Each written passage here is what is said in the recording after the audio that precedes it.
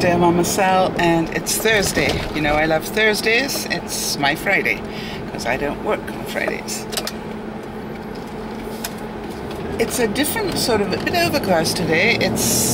But it's 17 degrees already. Wow, that's 63 in northern Washington State, so that's quite a warm one already.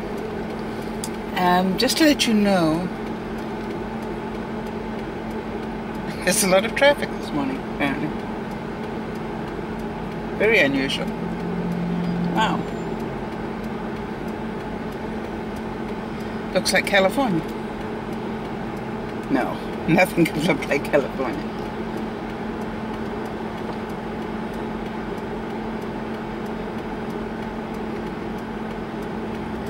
Just to say that this morning was really sad. And I know that our discussion this week is about happy or sad, but this morning was really sad. I woke up and there had been some news from Amanda to say that her grandfather had passed, and that was sad. But that was sort of, I could cope with that. Sad to hear, but good. As I said, sad for Amanda, but maybe not so sad for her grandfather, who is now in a much better place, I believe, anyway, and out of any pain or suffering. So, you know, I have that view, as you know, about people passing. So, but then, just when I thought I was getting over that sort of emotional hit, the next thing was that I realized that they had the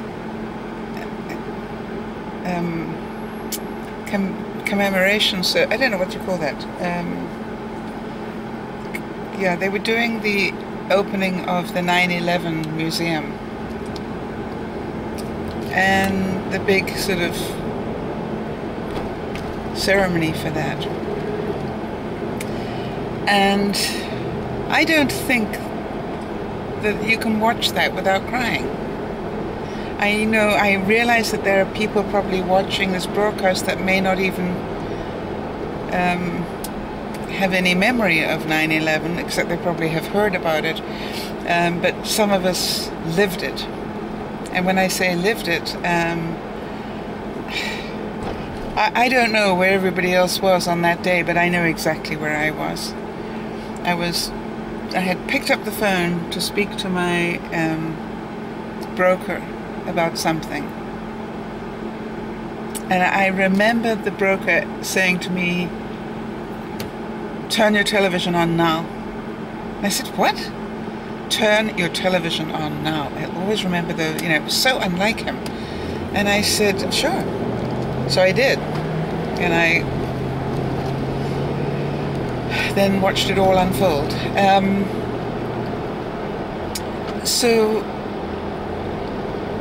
But there was something about reliving it this morning that was very painful at the soul level. You know what I mean? It's so far away, and yet it's still so fresh. But I did learn something that I didn't know before. I had always heard that the plane that went down in Pennsylvania, I had always heard there was nothing left at all except a crater. And yet,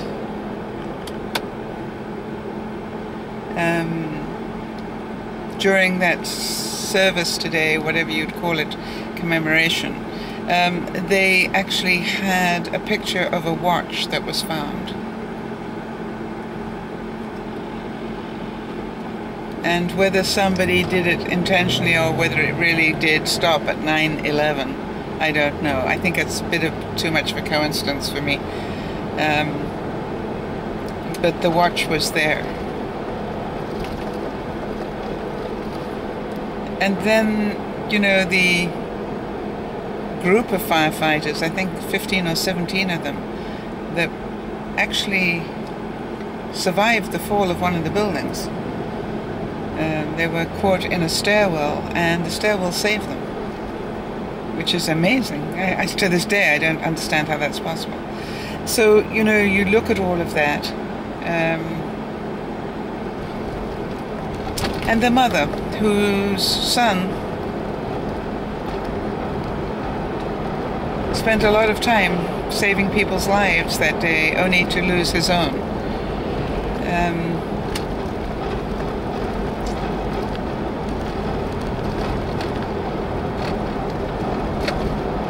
Doesn't make it any easier that he was a hero. She still lost her son. But I guess she is somewhat appeased by the fact that his final act, or final acts as the case was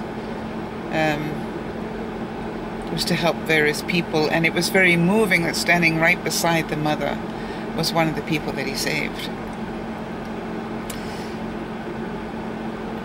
So I cried quite a bit this morning, and I'm sure my eyes are going to be pretty puffy,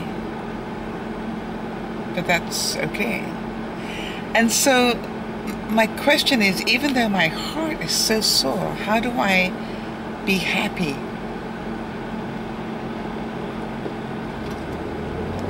And is it okay to have days when you're just sad?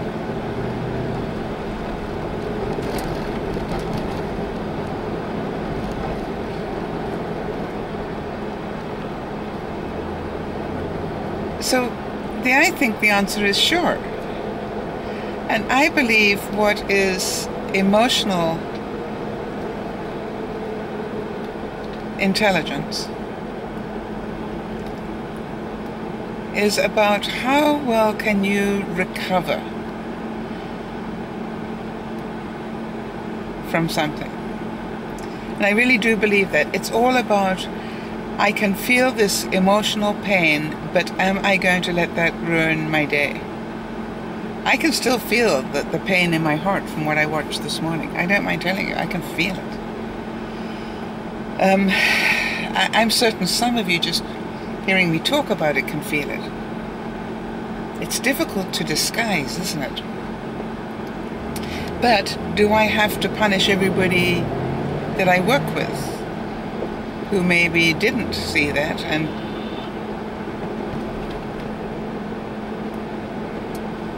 didn't relate to it?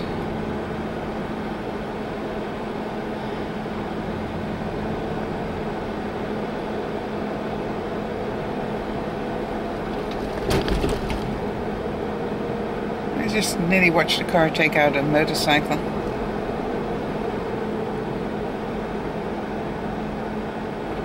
Bit scary.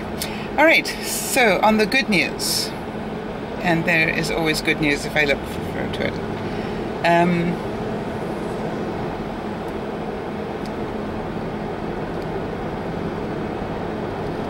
It's Thursday, that's good news. And we've got a very busy long weekend ahead of us. Well, I have. This weekend, we're going to do quite a bit of cleanup around the house. We use the May long weekend to sort of do our spring clean on the outside of the house. You know, plant flowers, do a lot of power washing, get the crud off the siding type power washing, you know, do the driveway, all that sort of stuff.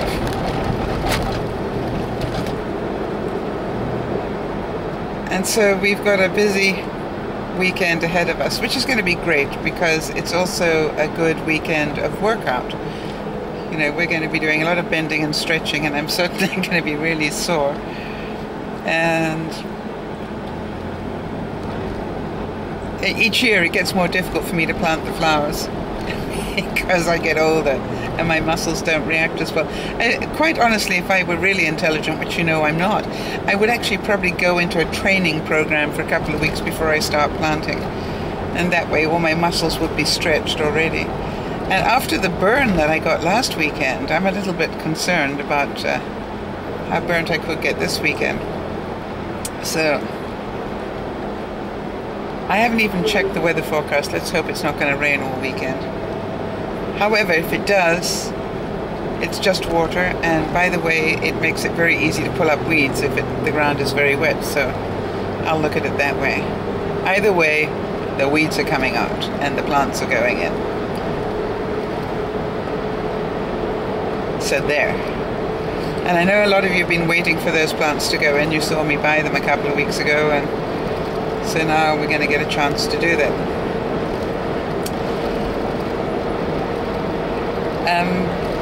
It's actually quite funny because this is the first year that I brought spring plants rather than summer plants, and I will still get some summer ones. But the spring ones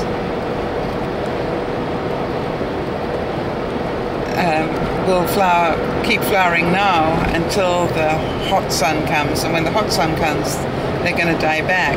But the good news is that when it gets to about October, they're going to come back again. So we get 2 lots of blooms out of them in 1 year. So we like that. Like that a lot. So I'm looking forward to that.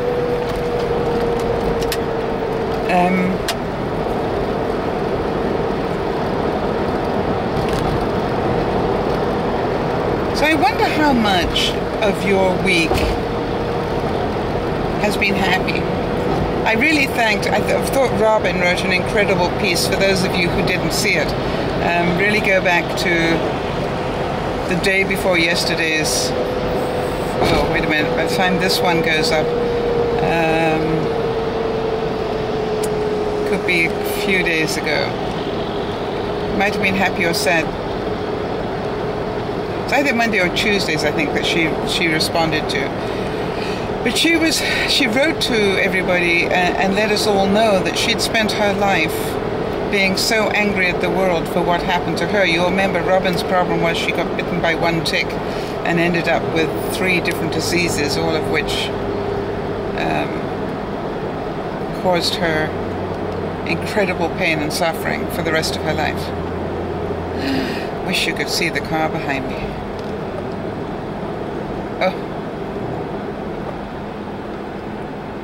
Oh, lordy, lordy. That is a nice looking car. And I have no idea what it is.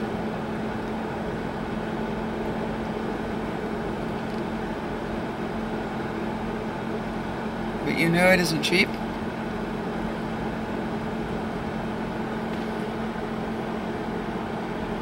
I wonder what it is.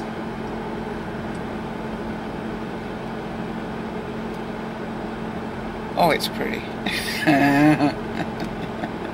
It is silver. This is the color of the guy's hair that's driving it.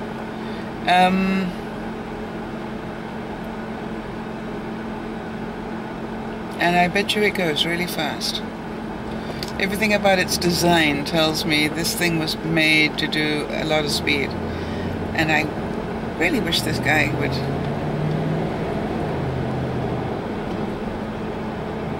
just pass me on the inside or something. I might have to. Okay.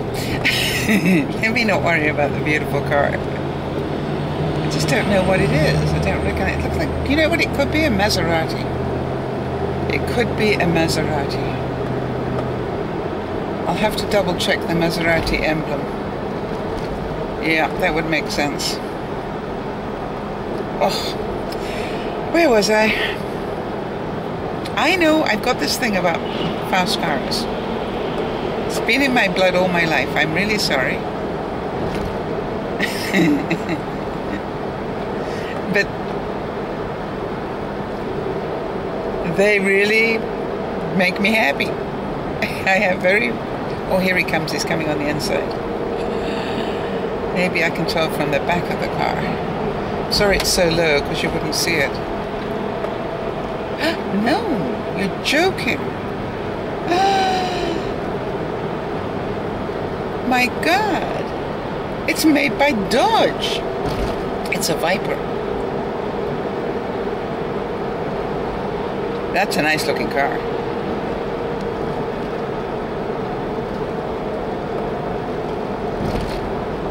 That is a nice looking car by Dodge.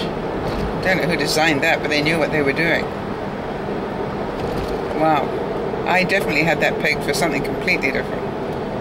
I'll have to look at that up. See what its performance levels are.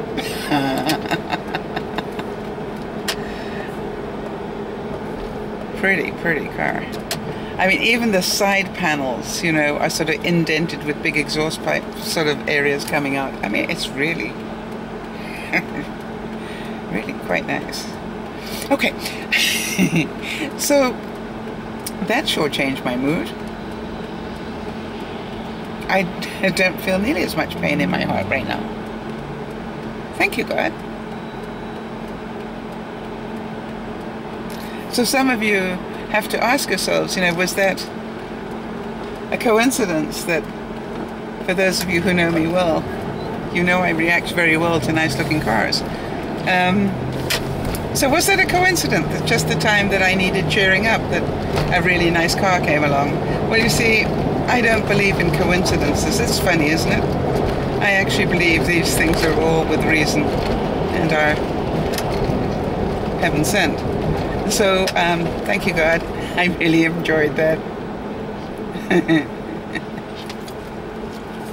Really enjoyed it. All right, except I was really a bit stunned that it was a Dodge. Go figure. All right, so this week is all about happiness. And if you look at your day yesterday, did you do anything to make yourself happy? Did anything happen to you that made you happy? Because like so many things in life, you know, it's up to you to make these magic moments, to make these mind-shifting moments.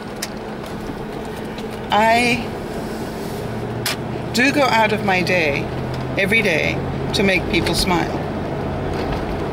Now, luckily, being the klutz I am, and the person I am, you know, half the time I just have to be who I am and people will start laughing at me for some reason. But you know, I really do try and do that. I work in a very stressful environment just by virtue of the jobs that we do. And it is extremely stressful. And so anything that I think we can do to bring a smile on somebody's face, it actually does lower their stress levels. I also am a great one for venting quietly. I've got one member of staff that's really good. And so I'm a great believer in stress release. So when somebody really pisses me off, and believe you me, it happens, I can go in there and go, I just need a little de-stressing moment now. You know, and I say what I have to say, and I go, thank you very much, and then I'm gone. Why? Because I'm not going to fester for the next half hour about this. It's just like, ugh, really.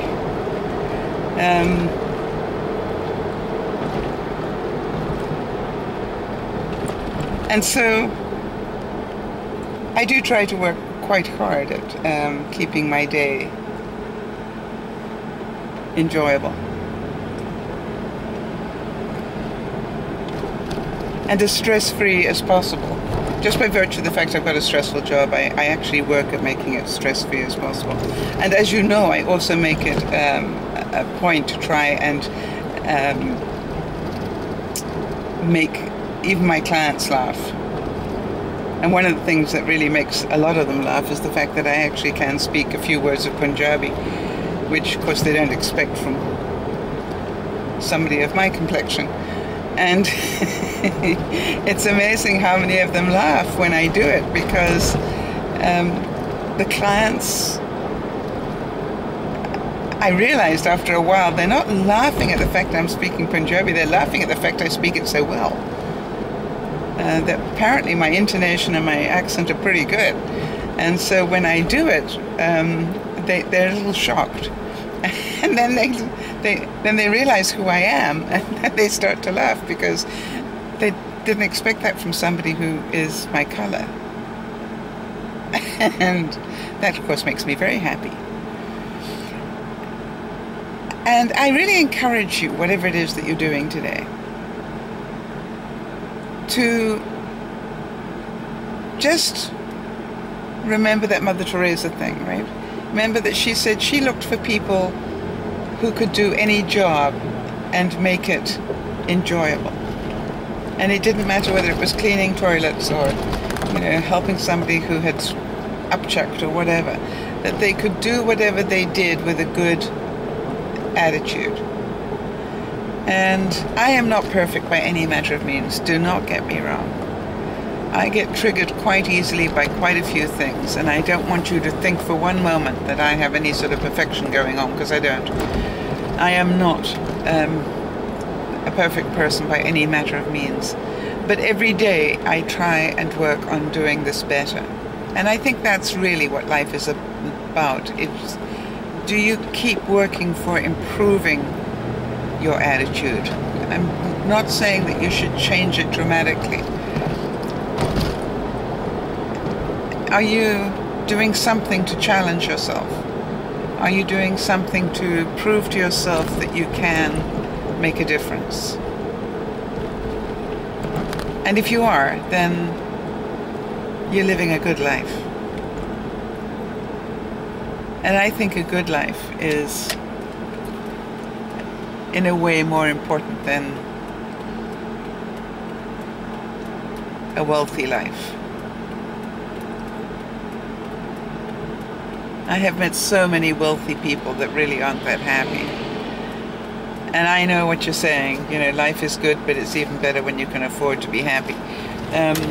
Or I can afford the things I want for my family and friends. But from my experience, having met both very wealthy people and very poor people,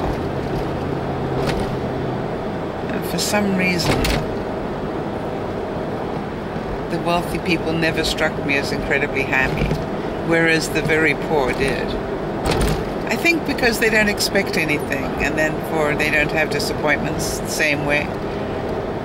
I don't know what it is exactly, but they're just very grateful for everything they have. They're very grateful for very small things. And I think that's part of it. Our expectations are so huge today. If you look at our children and our grandchildren, for some of us, the toys they expect today in their preteens are better toys than we ever got as teens or even young adults. And they're value-based, if you take the value of them. So it's just like, wow, the expectations today are so much greater. And I think what we forget is we forget just the simple pleasures of life. And on that note, that's what I would challenge you to do, is to find happiness in all the simple pleasures today. Enjoy your cup of coffee, every sip of it. Be grateful that you had the ability to be able to make it.